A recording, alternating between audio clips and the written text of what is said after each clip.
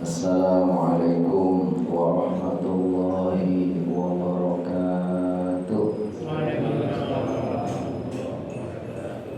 Alhamdulillahilladzi hadana li hadza wa ma kunna linahtadiya laula an hadana Allah. Asyhadu an la ilaha illallah wahdahu la syarika lah wa asyhadu anna Muhammadan abduhu wa rasuluhu la nabiyya ba'da. Allahumma salli wa sallim wa barik ala hadzal nabiyyil karim sayyidina wa maulana Muhammadin wa ala alihi wa sahbihi ajma'in. Amma ba'du. Yaqulu Allah ta'ala fi kitabihil karim, a'udzu billahi minasy syaithanir rajim. Bismillahirrahmanirrahim. Subhanaka la ilma lana illa ma 'allamtana innaka antal alimul hakim. Wa yaqulu rabbi shrah li sadri wa yassir li amri wahlul 'uqdatam min lisani yafqahu qawli. Wa yaqulu laqad kana lakum fi rasulillahi uswatun hasanah liman kana yarjullaha wal yawmal akhir wa dzakara Allaha katsiran.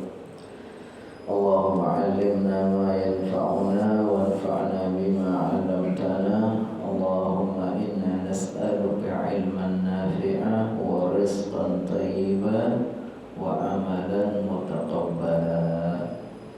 Amin amin ya rabbal alamin. Hadratal mukarramin wal mukarramat, para alim ulama, para tokoh masyarakat, wabil khusus Bapak Haji, Ketua DKM dan jajarannya, seluruh jamaah, Bapak Ibu yang tidak saya sebut namanya satu-satu.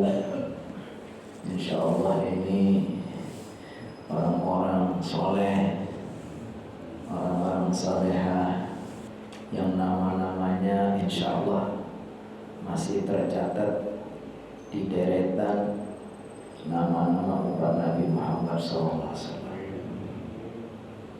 Kalau nama kita masih dianggap masih ada, insya Allah kita akan ke bawah. Kalau namanya masih ada di deretan umat Nabi Muhammad, mudah-mudahan ke bawah masuk surga.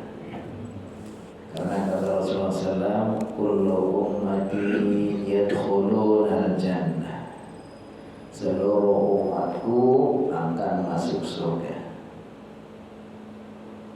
illa man aba, kecuali yang gak mau. Ditanya Rasulullah SAW, wa man ya'ba ya Rasulullah, siapa itu yang gak mau, yang enggan? Kata beliau, man ata'ani dakhalal jannah, siapa yang taat kepadaku, bakti kepadaku, dia yang masuk surga. Wa man asani, siapa yang durhaka kepadaku, enggak mau taat kepada Rasulullah SAW, faqad aba, dialah yang orang yang enggak mau. Kayak di sini enggak ada ya. Di sini semua kepengin jadi umat Nabi Muhammad, kepengin taat, taklim, hormat kepada beliau. Nah, bagaimana kita menghormati, mengagungkan, memuliakan, mentaati beliau? Di antaranya kita harus kenali beliau. Orang semakin kenal, insya Allah semakin cinta. Maka kita pagi hari ini masih terus mengupayakan lebih mengenal beliau. Kita sudah mulai mengenal sebelumnya tentang maulid beliau. Maulid itu tempat atau waktu lahirnya Nabi Muhammad sallallahu alaihi wasallam. Kalau maulud itu Nabi Muhammadnya, Nabi Muhammad dilahirkan, maulud. Kalau maulid tempatnya atau waktunya beliau lahir. Kita sudah bahas, kita sepakati juga bahwa kita milih pendapat yang terkenal. Lahirnya di Mekah, tahunnya tahun Gajah, karena waktu itu belum dimulai tahun Hijriah. Tapi bulan-bulan sudah ada. Bulannya bulan apa? Bulan Rabiul Awal. Ada pendapat yang mengatakan bulan Ramadan, tapi ini lemah. Yang kuat Nabi Muhammad lahir di Mekah, tahunnya tahun Gajah, terus bulannya Rabiul Awal. Tanggal berapa?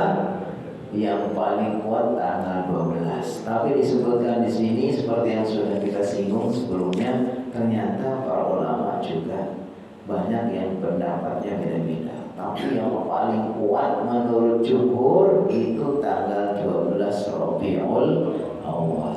Sekarang udah tanggal berapa? Sudah tanggal 19, sudah sepekan yang lalu ya. Berarti kalau begitu bagaimana? Ya nggak apa-apa kalau kita mau maulidan mah, nggak mesti harus persis banget. Justru kalau persis banget takut kita seperti agama lain sedang merayakan Natal atau agama lain sedang yang harus pas banget. Makanya para ulama di antara hikmah kenapa masih ada ikhtilaf antara para ulama tentang tanggal yang definitif, ya supaya kita ini tidak mensakralkan hari tertentu banget ya. Karena justru juga ada ulama, bukan ada, banyak ulama yang sangat menentang mengadakan peringatan Maulid, ya kan? Kenapa alasannya? Katanya tasyabuh itu menyerupai agama lain sedang merayakan hari kelahirannya. Tapi kalau kita kan enggak gitu. Kita ini tidak merayakan seperti mereka pas tanggal tertentu, enggak. Ada seorang ulama, ini ketua Ikatan Ulama Sedunia, pengganti Allahyarham Syekh Al-Qaradawi. Jadi belum lama ini Syekh Al-Qaradawi telah wafat. Tapi sebelumnya sudah ada pergantian ketua Ikatan Ulama Sedunia. Itu digantikan oleh Syekh Hasan Walididu As-Singkiti. Itu beliau dari Mauritania, orang Mauritania. Menurut beliau Maulid, merayakan, kalau maulud atau maulid itu nggak bisa dihindari. Nabi Muhammad pasti maulid kan, karena pasti beliau lahir di mana lahirnya kan. Tapi menurut beliau bagaimana sih merayakan maulid? Merayakan maulid menurut beliau itu tergantung niat dan keyakinan kita.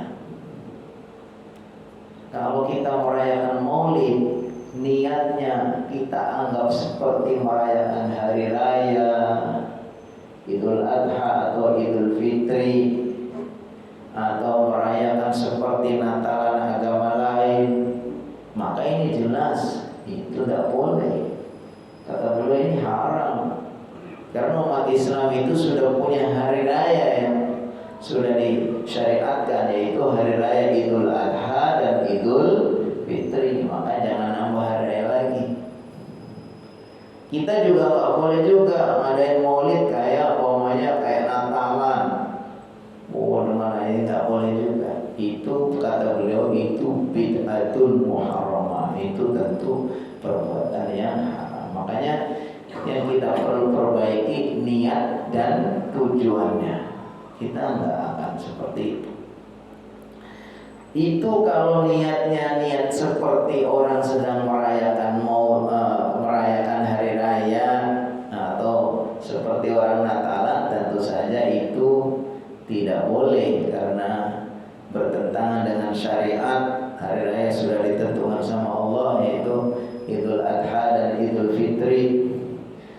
Kemudian memperingati seperti kelahiran Nabi tertentu juga sudah takut itu menyerupai agama lain.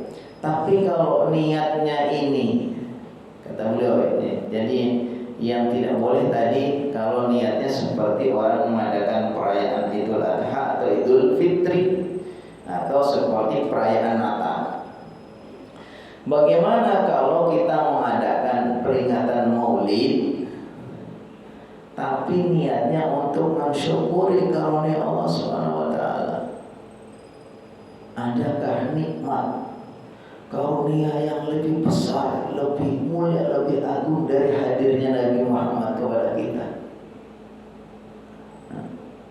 Coba kita tanya, apa sih dalam diri kita yang lebih bernilai dari hidayah yang Allah berikan kita menjadi seorang muslim, mengenal Allah, mengenal Rasulullah, kita tahu ini yang baik kita lakukan, ini yang buruk kita tinggalkan, kita mau sholat, kita mau semua itu. Adakah yang lebih mulia dari karunia hidayah? Dan tahukah dari mana datangnya hidayah itu? Bukankah kehadiran Nabi Muhammad SAW itulah yang menjadi wasilah umat sekian, mungkin sudah miliaran orang mendapatkan hidayah. Makanya kata Allah, qul fi fadlillah, qul bi fadlillahi wa bi rahmatihi fa bidzalika falyafrahu huwa khairum mimma yajma'un. Katakanlah wahai Muhammad, dengan karunia Allah dan rahmatnya hendaknya seperti itu kalian wahai orang-orang beriman bergembira, bersyukur. Itulah yang lebih baik dari apa yang selama ini mereka kumpulkan. Tidak ada yang lebih baik dari itu. Menurut para ahli tafsir, bifadlillah wa birahmatihi, katakanlah dengan karunia Allah dan rahmatnya, itu adalah rahmat datangnya Nabi Muhammad, rahmat hidayah. Jadi karunia Allah itu maksudnya adalah datangnya hidayah Islam, datangnya Nabi Muhammad SAW. Makanya pendapat yang kedua mengatakan kalau kita memperingati, merayakan Maulid Nabi, niatnya untuk bersyukur kepada Allah, sebagaimana Nabi Muhammad juga berpuasa pada hari Senin. Nabi Muhammad berpuasa pada hari Senin ketika ditanya, "Dzaka yaumun wulidtu fihi wa yub'atsu 'alayya fihi." Atau wa unzila 'alayya fihi. Kata beliau, kenapa puasa hari Senin? Di antaranya dzaka yaumun, hari itu adalah hari wulidtu fihi, di mana saya dilahirkan. Wa unzila 'alayya fihi, dan waktu di mana saya diturunkan wahyu.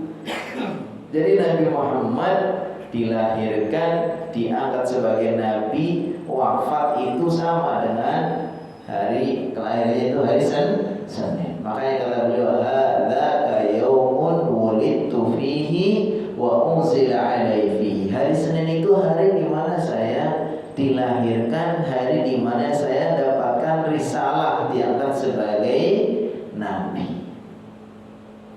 Maka kata beliau, ya kalau niatnya untuk mensyukuri karunia Allah yang sangat besar, kata beliau, hukmuhu mandub. Mandub itu nadab, itu hukumnya dianjurkan, hukumnya sunnah, hukumnya hasanah, kebaikan. Ini sangat tergantung kepada niat dan tujuan. Niatnya kita mau merayakan untuk bersyukur karena nggak ada karunia yang lebih besar dari hadirnya Nabi Muhammad Sallallahu Alaihi Wasallam. Jadi kesimpulannya bagaimana kalau seperti itu niatnya? Kata beliau, maklum. Ini pendapat Syekh As-Singkiti, ketua Ikatan Islam, ketua Ikatan Ulama sedunia. Dan banyak juga pendapat-pendapat lain yang sama dengan beliau, termasuk pendapat Imam Suyuti. Jadi boleh dan bahkan dianjurkan. Diperkuat juga oleh pendapat Syekh Ramadan Al-Buti. Ini penulis kitab sirah juga. Kita membaca fikih sirah tulisan Syekh Ramadan Al-Buti. Beliau seorang ulama yang sudah wafat kurang lebih beberapa tahun yang lalu. Ini ulama Suriah. Ini terkenal seorang ulama yang sangat banyak produktif menulis dan seterusnya. Beliau berpendapat bahwa kita mengadakan perayaan Maulid itu bukan tujuan. Kata beliau, kita mengadakan perayaan Maulid itu bukan tujuan, tapi itu wasilah. Wasilah itu perantara, media saja. Jadi kalau sesuatu yang menjadi wasilah itu hukumnya mengikut kepada tujuan, ya kan? Hukum media itu, hukum alat itu tergantung kepada tujuan. Saya punya pisau, pisau tajam. Nah, kalau saya gunakan pisau ini untuk menusuk orang, nah saya membeli pisau ini hukumnya haram. Saya membeli pisau, ya pisau mulut haram. Tapi kalau saya membeli pisau untuk keperluan yang diperlukan yang baik, mati itu hukumnya boleh, bahkan perlu. Sama kalau kita ingin mengajak masyarakat dengan hadir ke Maulid, kita akan ajak mereka membaca sholawat, mendengarkan sirah nabawiyah. Kita hadirkan seorang ulama untuk menyampaikan nasihat. Habis itu kita baca sholawat yang banyak dan seterusnya. Saya pertanyaannya, kalau kayak gitu nih baik enggak? Ngaji, datangin ulama untuk ngaji, untuk baca doa, baca sholawat, kemudian mendengarkan nasihat, membahas tentang sirah nabawiyah, perjalanan kehidupan Nabi, perjuangannya, dakwahnya. Ini menurut kita bagus enggak? Bagus enggak kayak gitu? Yang selama ini saya kenal orang ngadain Maulid ya untuk itu. Nggak ada perayaan-perayaan khusus, nggak ada. Selama ini kita ngadain Maulid, memang kita ingin panitia itu, mari bapak-bapak, ibu-ibu, kita hadir ke masjid kita. Alhamdulillah, insya Allah akan hadir bersama kita seorang ustadz ini, coba ustadz ini apa nyampain? Menyampaikan hadis Nabi, menyampaikan ayat Allah, mengajak untuk berjuang, meneladani Rasulullah. Maka kata beliau itu, hukum alat, hukum media itu tergantung kepada tujuan. Maulid itu bukan tujuan, tapi media. Makanya kata beliau, ya hukumnya ya dianjurkan sekali, karena kadang-kadang kita ini nggak mau. Ya mohon maaf, misalnya semalam saya juga menghadiri Maulid yang sebetulnya itu sudah yang harinya waktunya itu bareng dengan kajian rutin. Jadi semalam saya ada biasa ngisi pengajian, tapi malam tadi itu kayak spesial karena wanitanya Ustaz nanti sekalian Maulid. Nah, ternyata apa? Biasanya yang datang itu 4L. Lu lagi yang datang ya. Begitu semalam yang datang banyak. Bukankah ini kesempatan juga untuk menyampaikan? Biasanya kalau nggak ada peringatan, kita nggak ngumpulin orang untuk Maulid, dan yang datang sedikit. Tapi begitu kita katakan Maulid, yang datang banyak. Lalu bagaimana setelah mereka datang? Sama ngaji juga, yang ngaji saya juga yang ngajar.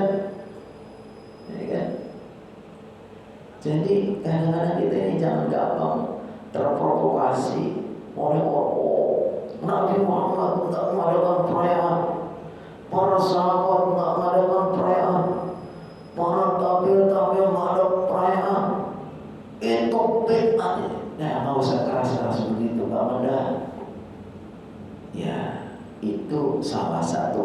karena mereka punya saya tidak menyalahkan mereka karena punya persepsi mereka. Karena mengira bahwa kita ngadain maulid itu sama dengan kita merayakan Natal atau merayakan Idul Adha, Idul Fitri, maka mereka keras banget. Tapi kalau kita kasih pengertian, loh kita ini kumpul-kumpul untuk ngaji kok. Kita nggak jadikan ini sebagai tujuan, ini hanya anak.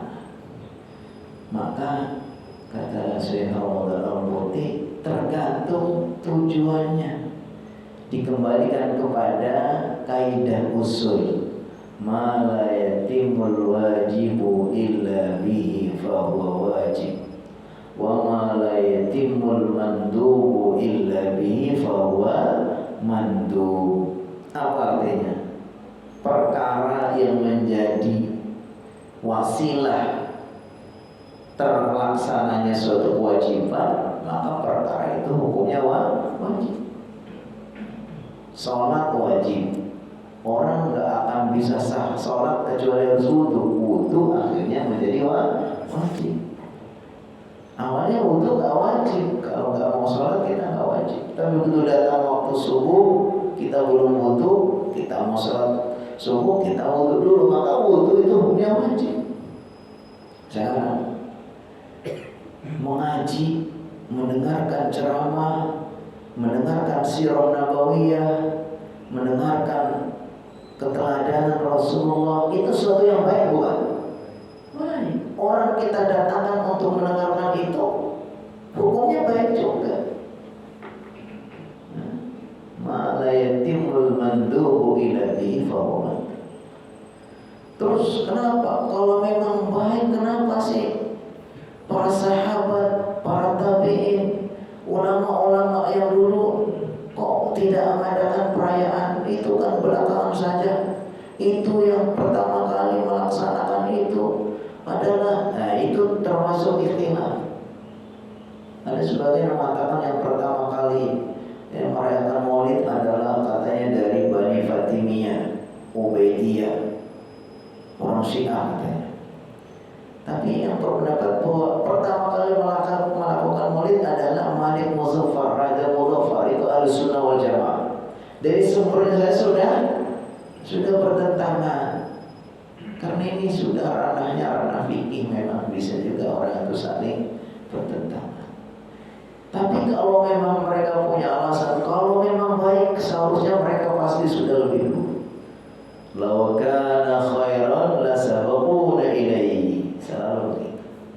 Tapi orang-orang ulama ahli usul punya kaidah. Kaidah ahli usul mengatakan tarkun nabi li fi'lin minal af'al laisa dalilan ala hurmatihi. Itu disarikan dari pemahaman ayat-ayat, hadis-hadis. Kemudian para ulama membuat namanya kaidah usul. Kaidah itu rumus, patokan hal-hal yang pokok dalam agama. Kaidah usul namanya. Kaidah usul mengatakan tarkun nabi, meninggalkannya Nabi Muhammad SAW, li fi'lin minal af'al.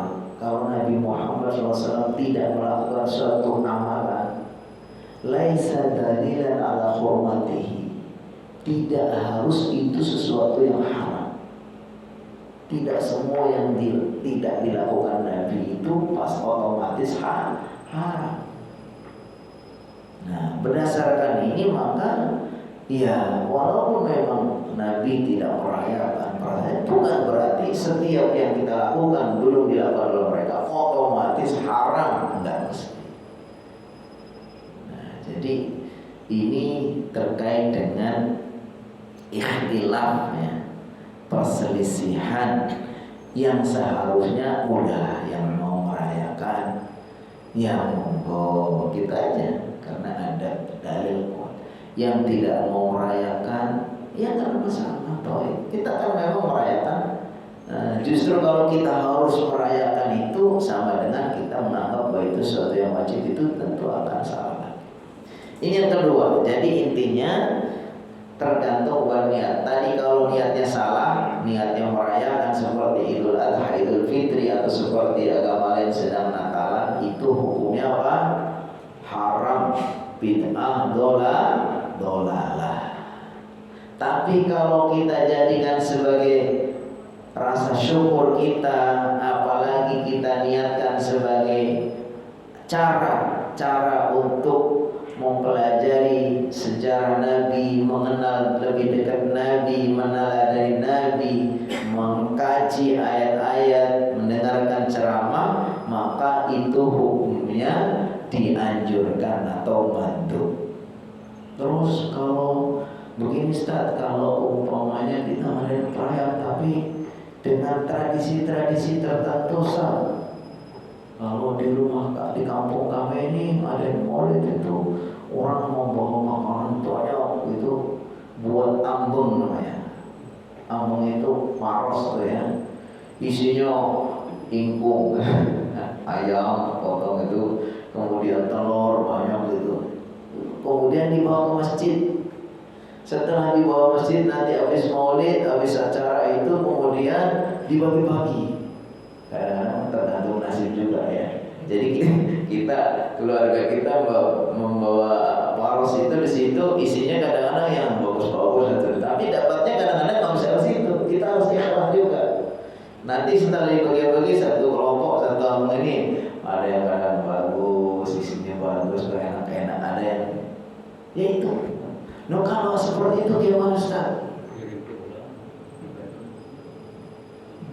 Ya itu ada kan di kampung kita. Kalau dulu waktu saya kecil itu saya terkenal itu suka nyari tempat itu. Oh di sana ada maulidan, kita datang sana. Karena zaman itu memang susah, orang mau makan enak itu jarang gitu ya. Makan daging ayam, makan telur itu termasuk makanan mewah zaman itu. Wah, kemana kalau ada ngadain perayaan seperti itu? Ada makan-makan. Kemudian ada ya, kata beliau ini termasuk tradisi, termasuk budaya dan tradisi, bukan agama. Jadi ini bukan agama tapi tradisi. Tradisi itu tidak dikategorikan sebagai bid'ah. Tradisi dan budaya, adat istiadat itu bukan bid'ah. Kenapa? Karena bid'ah itu al-ikhtira'u fid-din, atau sesuatu yang baru dalam urusan agama. Kalau urusan makan, pakaian, tradisi itu bukan urusan agama. Maka kata beliau, bagaimana kalau kita dalam merayakan maulid ada hal-hal yang seperti itu? Kata beliau, ya itu hukumnya mubah. Mubah itu apa artinya? Boleh. Karena itu bukan urusan agama. Kita makan, kita tampil. Nah ini saya menyampaikan pendapat, bukan fatwa saya. Ini hanya menyampaikan pendapat supaya kita ini di dalam beragama itu jangan kaku ekstrim. Karena dalam sejarah orang-orang ekstrim itu selalu ya, akhirnya tidak baik juga. Jadi dalam beragama yang paling tepat itu adalah wasatiyah, wasatah. Bukan orang-orang yang ekstrim kanan atau disebut dengan mutasyaddid wa mutatarrif, begitu keras, kaku keras. Tapi juga bukan seperti orang yang mutasahil, gampang-gampang. Allah kan maha baik, maha pengampun. Akhirnya meremehkan ibadah-ibadah karena merasa rahmat Allah begitu luas, ampunan Allah begitu luas, sehingga mudah banyak meninggal perintah-perintah Allah. Tidak semangat untuk beramal, amal seperti kita juga udah merasa sudah, karena merasa meremehkan. Yang paling tepat apa? Ya sedang kita, sedang.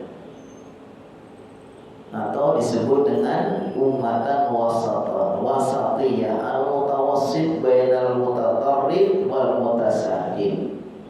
Ambil jalan tengah antara yang sangat berlebihan di dalam mempraktekkan agama dan di antara orang yang sangat ngegampangkan. Ya kita senang-senang saja. Biasanya kalau orang itu menyepelekan banget juga akhirnya nggak mendidik. Ada ngelihat, contoh nih, saya seorang ayah atau seorang pendidik, seorang guru, ngelihat ada muridnya yang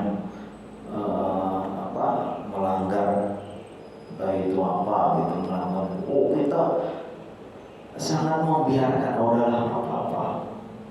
Itu nggak mendidik juga.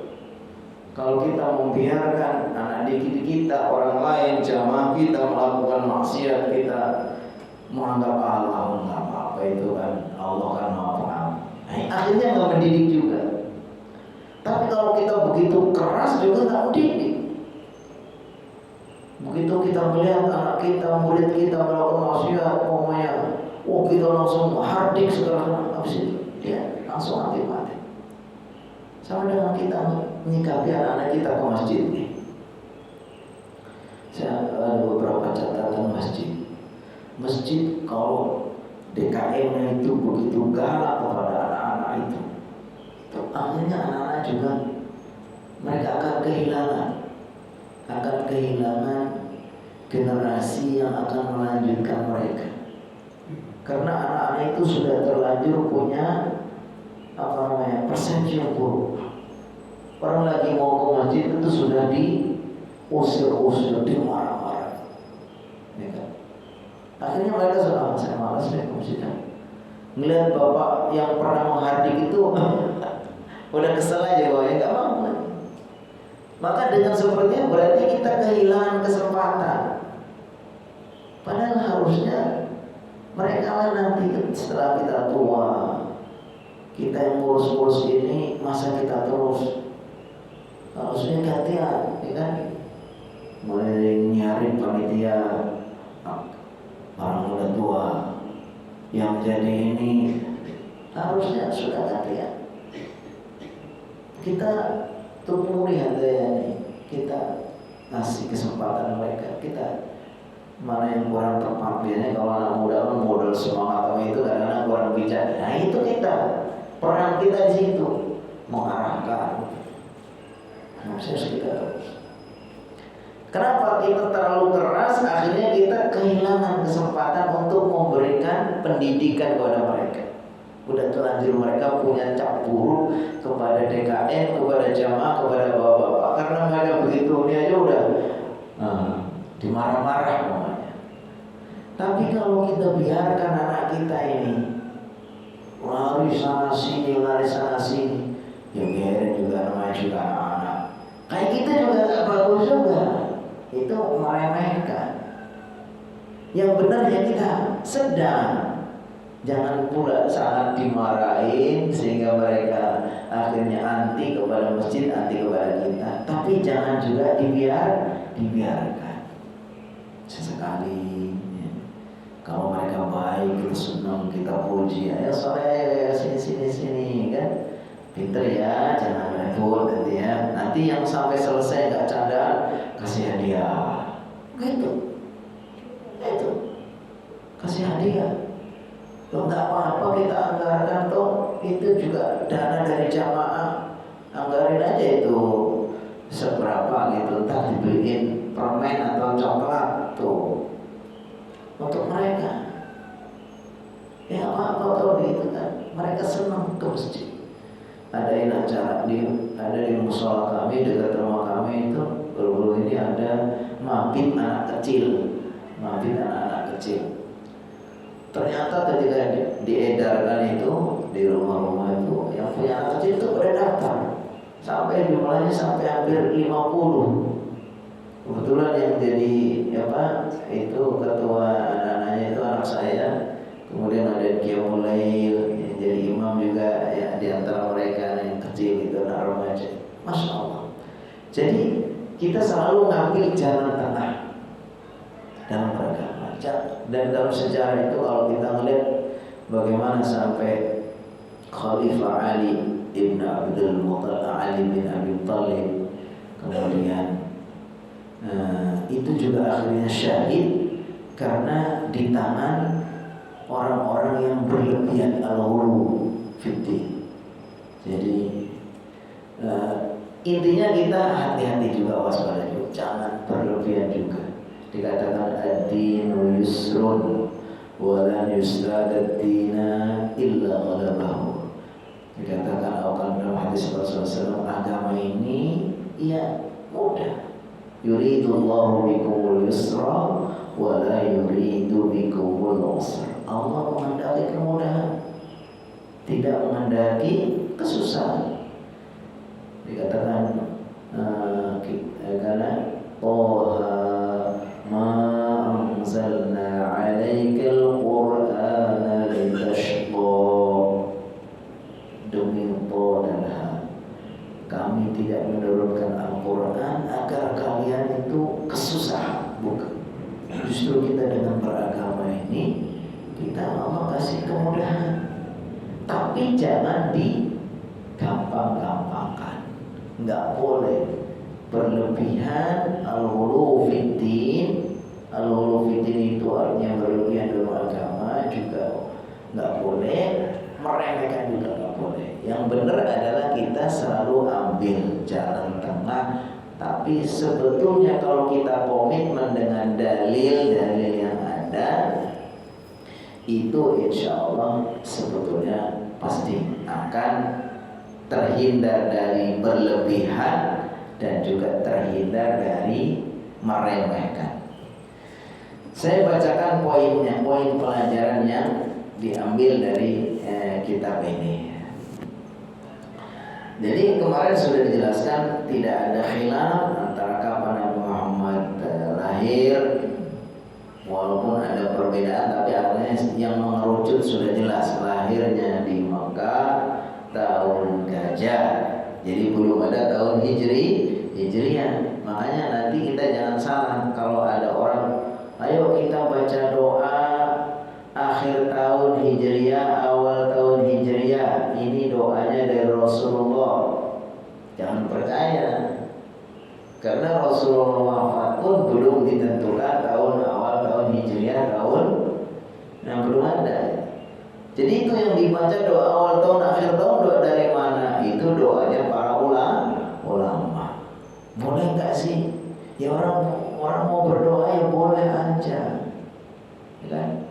Doa, banyak-banyak berdoa, asalkan doanya kepada Allah yang diminta yang baik, ya kan? Tapi jangan mencantut nama Rasulullah.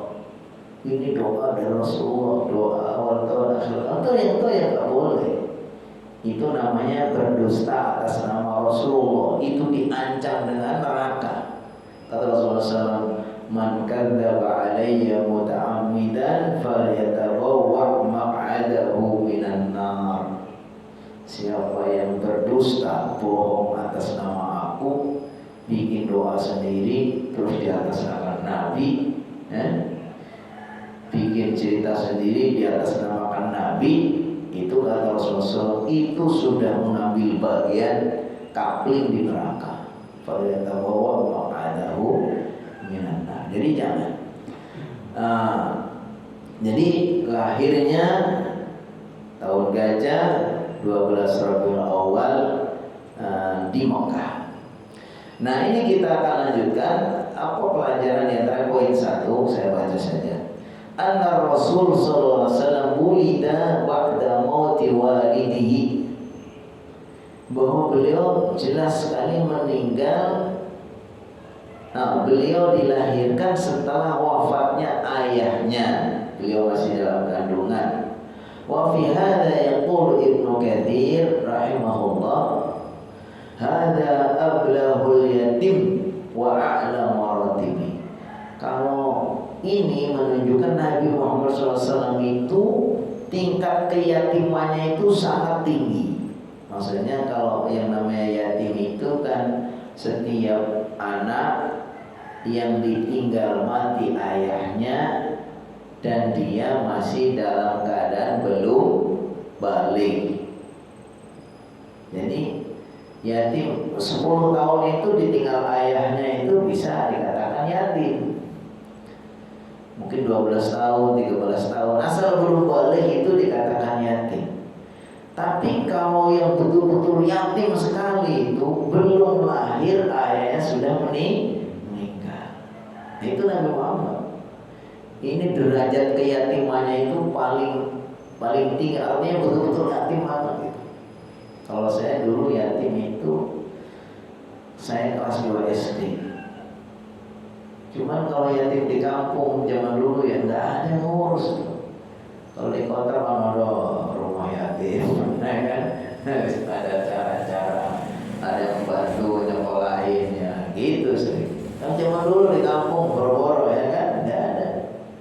Adanya sedih kita lihat di kampung. Saya waktu itu kelas 2 SD, ayah saya wafat, ayah saya meninggal. Pas mau dibawa ke makam itu ayah saya itu saya dicari-cari. Berarti kan belum ngerti itu ya. Kalau tradisi di kampung itu kalau mau dibawa pergi itu kan anaknya suruh melihat dulu begitu. Saya dicari-cari, di mana? Di kali lagi nyari ikan, kan? Nah itu artinya saya waktu masih bodoh banget zaman itu ya, belum sedih. Nah kalau saya yatim juga, tapi yatimnya bukan yatim seperti nah kalau udah gede, udah umur 9 tahun ya kan, udah kelas 2. Nah, kalau Nabi Muhammad SAW sebagaimana disebutkan oleh Ibnu Katsir, ini yatim yang ablagul yatim, yatim yang betul-betul yatim. Wa la'alla yatimmuhu kaila yakuna lil muqtillina sabilun an yaqul inna Muhammadan talaqa da'watahu hadha bi irsadi wa tawjihin min walidihi. Barangkali kenapa Nabi Muhammad itu yatim yang benar-benar sebelum ayahnya, sebelum dia lahir ayah sudah meninggal, supaya nggak ada peluang orang-orang yang mau membantah itu, nggak ada bilang bahwa Nabi Muhammad itu berdakwah menyampaikan ini itu karena diberitahu, diajari oleh ayahnya. Itu penyebabnya. Wa anna da'watahu hadhihi, supaya nggak ada peluang orang-orang menyangka bahwa dakwahnya itu warisan dari bapaknya. Faqad mata abuhu qabla maulidi, karena ayahnya telah wafat sebelum dia lahir. Wa lam yatalaqqa dan nggak pernah ketemu. Kalau sekarang nggak pernah ketemu mungkin masih bisa mengenali wajahnya, karena orang banyak yang foto-foto, syuting, ya kan? Ada dokumentasinya. Kalau zaman itu nggak ada, belum ada foto. Jadi Nabi Muhammad lahir memang nggak pernah melihat kayak apa itu wajah ayah, nggak ada dokumentasinya. Kalau sekarang mungkin ada anak kecil lahir ayah sudah mau, tapi ibunya mungkin punya dokumen ini ayahmu. Apalagi kalau sekarang zaman video, waduh masih kelihatan hidup. Jadi betul-betul sehingga nggak ada peluang orang-orang yang mau membantah atau yang tidak percaya kepada Nabi, nggak akan ada peluang bahwa ini warisan dakwah dari ayahnya. Faqata'a bidzalika tawarufuz zi'amati wa tawjih wal irsyad. Maka jelas sekali bahwa Nabi Muhammad itu dengan wafatnya ayahnya sebelum dia lahir, terputuslah kepewarisan kepemimpinan, karena dia maunya ayah tokoh dari keturunan orang hebat, kemudian ya semuanya selesai. Itu berarti menunjukkan bahwa semua yang dibawa, yang disampaikan oleh Nabi itu bukan dari warisan ayahnya, tapi semua itu karunia Allah Subhanahu wa ta'ala. Waktu juga yang membatasi. Insyaallah nanti kita akan lanjutkan poin kedua, pelajaran penting yang kita ambil dari Maulidin Nabi, sejarah Nabi. Wallahu a'lam bishawab. Mudah-mudahan bisa menambah wawasan dan yang lebih penting menambah kecintaan kita kepada Rasulullah SAW Karena dengan cinta kepada Rasulullah kita berharap dengan segala kekhilafan kekurangan kita akan bersama beliau di surga Allah. Amin ya rabbal alamin. Saya akan bacakan satu kisah. Suatu ketika ada seorang badui di tengah majelis Rasulullah SAW bertanya, "Ya Rasulullah, matas sa'ah?" Ya Rasulullah, kapan hari kiamat? Waktu itu Rasulullah SAW tidak merespon dulu karena beliau sedang ngaji, dia sedang menyampaikan arah-arah. Setelah selesai kemudian Rasulullah bertanya, siapa tadi yang bertanya? Ana ya Rasulullah SAW. Kemudian Rasulullah katakan, Mada a'adatta laha. Kamu bertanya kapan hari kiamat, apa yang sudah kamu siapkan? Kata si badui itu, ya Rasulullah, saya tidak punya persiapan apa-apa. Illa anni uhibbuk. Persiapan enggak, saya nggak punya amalan istimewa pun, tapi saya cinta kepada engkau. Modalnya mencintai Rasulullah SAW. Lalu kata Rasulullah SAW, al-mar'u ma'aman ahab. Kelak di hari kiamat itu seseorang akan dikumpulkan dengan orang yang dia cintai. Maka ketika kita berupaya untuk mencintai Rasulullah, mencintai orang-orang baik yang kita yakini mereka akan berada di surga, siapa tahu ini menjadi wasilah kita akan berhimpun bersama mereka di surga Allah Subhanahu wa ta'ala. Amin amin ya rabbal alamin.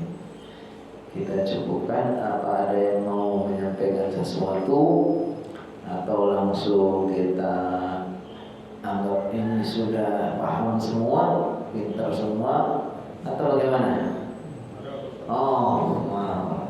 Silakan. Terima kasih. Assalamualaikum warahmatullahi wabarakatuh. Waalaikumsalam warahmatullahi wabarakatuh. Tadi dijelaskan mengenai berganti maulid itu tidak boleh sama dengan memperingati Idul Fitri atau Idul Adha dan mencontoh agama lain. Kalau untuk mencontoh Idul Fitri dan Idul Adha itu jelas tidak pernah saya lihat, karena jelas sekali beda sekali. Cuma yang saya tanyakan tentang tidak boleh mencontoh atau sama dengan agama lain. Kalau kita pernah baca-baca, ya misalnya agama Nasrani dia mengadakan misa, kemudian dia selesai mungkin ada makan-makan. Sama juga kan kalau yang kita laksanakan. Nah, yang ingin saya tanyakan itu kira-kira di mananya yang tidak boleh mencontoh itu? Kita nggak tahu. Oh, dalam kenyataannya ya dia juga bisa melaksanakan ajaran agamanya, ceramahnya, kemudian ya makan-makan juga. Itu yang pertama. Yang kedua, saya ingin ada pencerahan sedikit Pak Ustadz.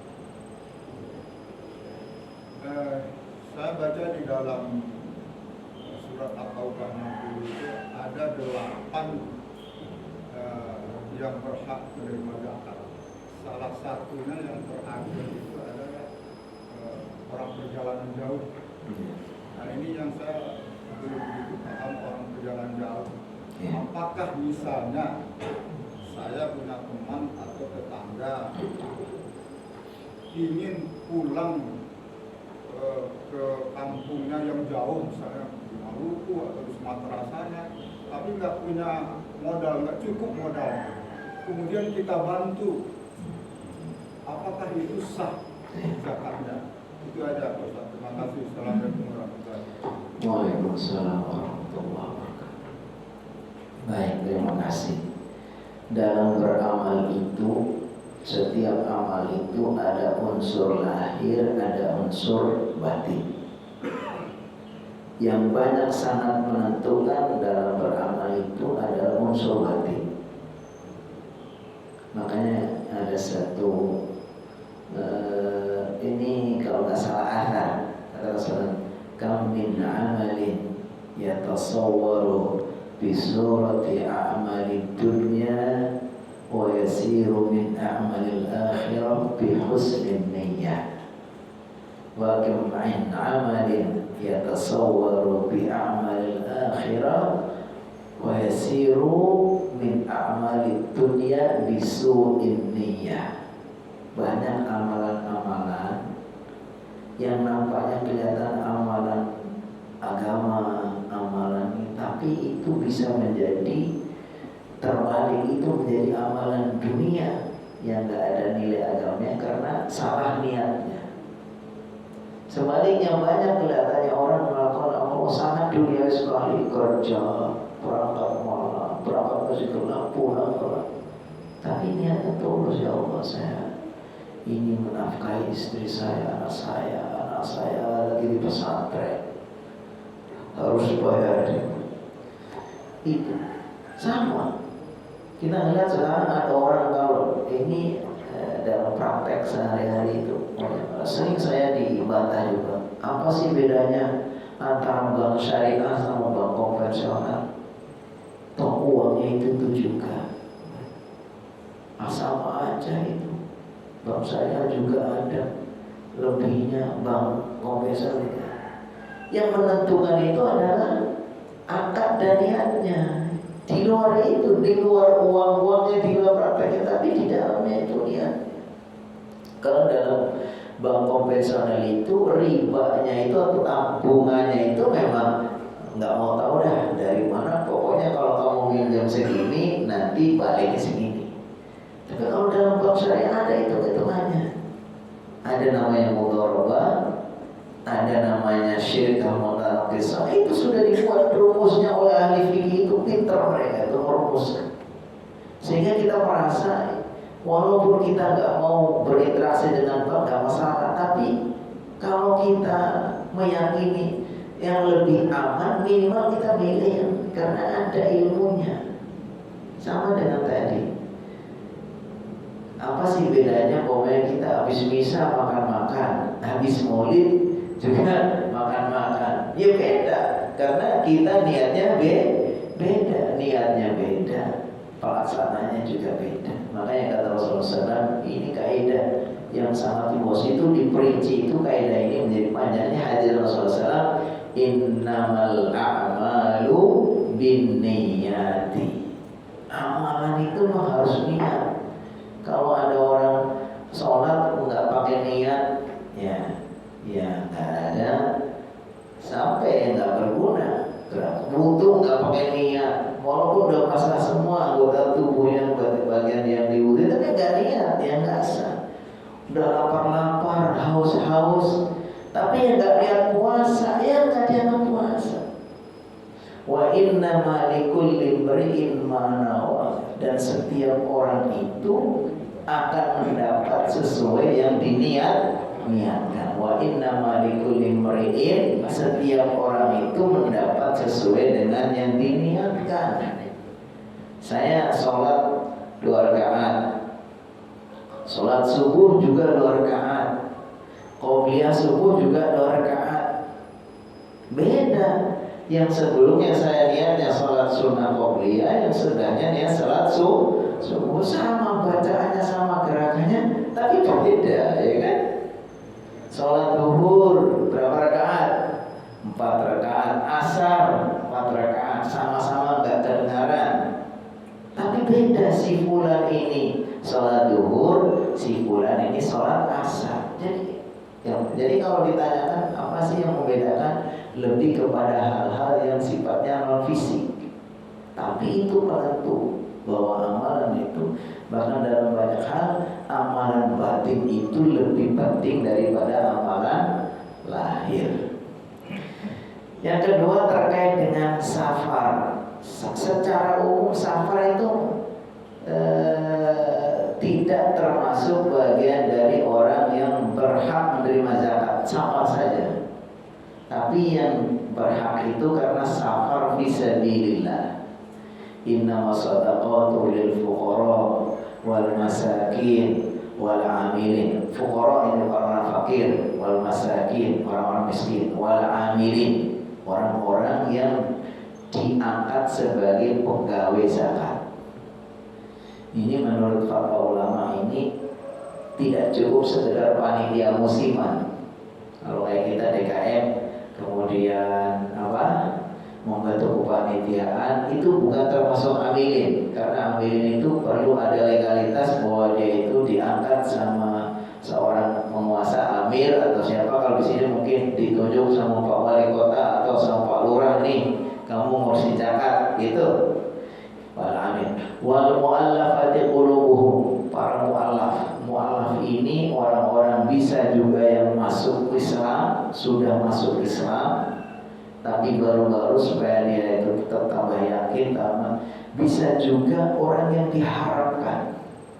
Mu'alaf ini bisa yang sudah Islam, bisa seorang tokoh non-muslim yang kita ingin dia berharap kalau dia masuk Islam itu mungkin semua pengaruhnya sangat kuat. Nah, apa kita kasih zakat. Ini menurut pendapat Allah. Wa fir riqab itu hamba sahaya. Sekarang sudah nggak ada ini, karena orang semuanya sudah dianggap merdeka, nggak boleh ada perbudakan lagi. Wal gharimin orang-orang yang terlilit hutang, hutangnya begitu untuk ngurusin kebaikan, yang hal-hal yang baik sampai dia terlibat hutang, mungkin termasuk ke rentenir atau apa, itu bantu bayar uang pokoknya, lunasin dari zakat boleh gitu. Wal gharimin wa fi sabilillah, semua para pejuang di jalan Allah Subhanahu wa taala. Termasuk saya dianggap fi sabilillah. Itu saya waktu kuliah ngambil pendidikan S3 itu saya dapat bantuan dana dari Basnas. Jadi saya dianggap dari 8 asnaf, yaitu orang yang berjuang di jalan Allah, karena saya ya di pesantren ngajar di mana. Itu dianggap, kemudian saya dapat bantuan juga untuk melanjutkan kuliah itu dari Basnas. Waktu itu ketuanya masih Kiai Haji Didin Hafiduddin ya. Alhamdulillah saya termasuk yang direkomendasikan lulus untuk bisa melanjutkan studi itu dibiayai sama Basnas, dibantu sama Basnas. Kemudian Ibnu Sabil, yang dimaksud safar itu tadi Ibnu Sabil. Ibnu Sabil itu sebutan anak jalan. Yang dimaksud adalah orang yang sedang dalam perjalanan, tentu perjalanan yang baik, bukan perjalanan maksiat. Oh, saya mau nonton bola di Malang, mau kehabisan ongkos, mau nonton konser atau apa, itu bukan itu. Tapi orang yang dalam perjalanan baik, apalagi kalau dia itu saudara, silakan. Kita bisa bantu ambilkan dari dana zakat. Zakat pribadi boleh, kalau kita ada kepanitiaan boleh. Orang itu orang sedang dalam keadaan dalam perjalanan, mau pulang atau mau merantau yang penting dia dalam perjalanan yang baik, dia kehabisan ongkos atau dia memang butuh untuk keperluan, bantu, dibantu.